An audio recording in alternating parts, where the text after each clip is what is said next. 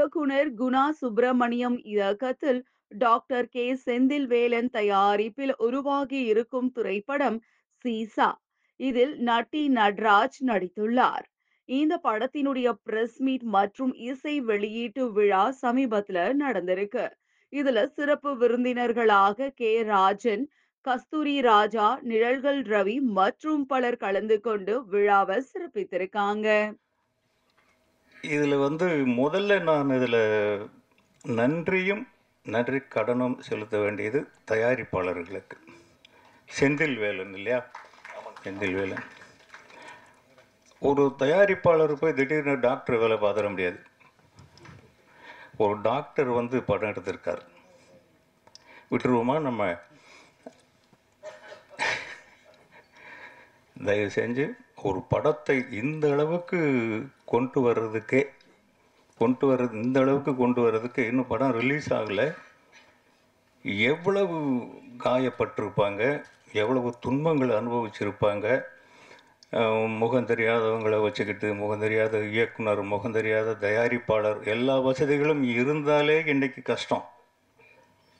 எதுவுமே இல்லாமல் இந்த அளவுக்கு படத்தை எவ்வளோ இன்வெஸ்ட் பண்ணி எப்படி கொண்டு வந்தாங்க அப்படிங்கிறது அந்த கடவுளுக்கு தான் வெளிச்சம்.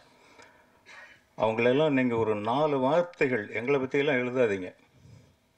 இந்த படத்தை பற்றி ஒரு 4 வார்த்தைகள் எழுதுனீங்கன்னா, நல்லா இல்லாட்டியும் நல்லா இருக்குன்னு எழுதுங்க. அதனால் ஒன்றும் உங்களுக்கு குறைஞ்சிட போகிறதில்ல. ஒன்றும் நல்லா தான் இருக்குது. 3 சாங்ஸ் பார்த்தோம், ஒரு ட்ரைலர் பார்த்தோம். ரொம்ப அழகாக ஒரு இலக்கண பிழை இல்லாமல் இருக்குது. அதை நீங்கள் எழுதுறதுல ஒரு தவறும் கிடையாது. அவங்க நல்லா வரணும், வந்தால் திருப்பி திருப்பி நம்ம சந்திச்சுக்கிட்டே இருப்போம். இந்த சினிமாவில் சம்பாதிச்ச எவனுமே இதை எடுத்துக்கிட்டு வெளியூர் ஓடி போயிட முடியாது. அந்த டாக்டர் மறுபடியும் இங்கே தான் வருவார், இன்னொரு படமும் எடுப்பார். ஐ திங்க் நானே டைரக்டராக இருந்தாலும் இருக்கலாம்ல, இருக்கலாம். அதனால் இதுக்கெல்லாம் உங்கள் சப்போர்ட் ரொம்ப தேவைப்படுது. நான் எவ்வளோ உங்களோட கலந்து வளர்ந்து வந்திருக்கேன் அப்படிங்கிறது நமக்குள்ளே இருக்கிற உறவுகள் சொல்லும். ஒவ்வொரு தனித்தனி பேரை கூட என்னால் சொல்ல முடியும். இயக்குனர் ஒரு வார்த்தை சொன்னார், டைரக்டர் குணா சுப்பிரமணியம். குணாவே போதுமானதாக இருக்குது. சுப்பிரமணியம் குடும்ப கஷ்டம் இருந்தது அப்படின்னு சொன்னார். இது சினிமாவில் இருக்கிற ஒவ்வொருத்தனையுமே கோழையாக்குறது குடும்ப கஷ்டம்தான். அதாவது ஓட்டப்பந்தயத்தில் முதுகில் மூட்டையை கட்டிக்கிட்டு ஓடின மாதிரி சினிமாவில் இருக்கிறவன் குடும்பம் வச்சுருக்கிறது. ஏன்னா இதை நான் அனுபவிச்சவன். நான் சென்னைக்கு வரும்போது கிட்டத்தட்ட இந்த சினிமா இருக்கு இல்லைங்களா, இது ஒரு அபூர்வமான சக்தி இருக்குது இந்த சினிமாவுக்கு. தனக்கு வேண்டியவர்களை தானே தேர்ந்தெடுத்து கொள்கிறது. நீ எந்த மூலையில் போய் இருந்தாலும் உன்னை விடாது. தகுதி இல்லாத ஒருத்தனை நீ எவ்வளோ முயற்சி பண்ணாலும் உள்ள நுழைய விடாது. அதுதான் சினிமா. இதுக்கு நானே ஒரு உதாரணமாக நிற்கிறேங்க. ஐ திங்க் 1979 78 வருஷம்னு நினைக்கிறேன்.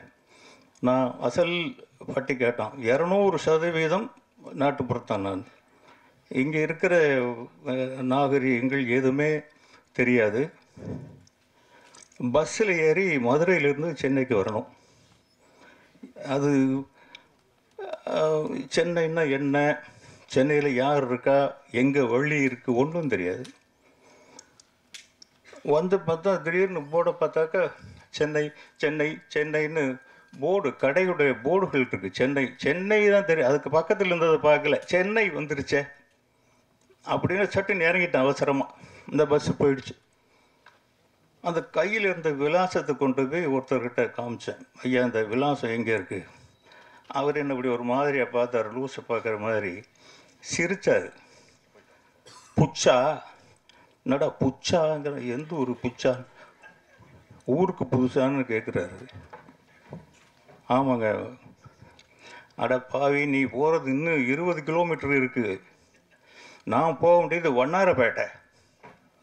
நான் இறங்குனது தாம்பரத்தில்.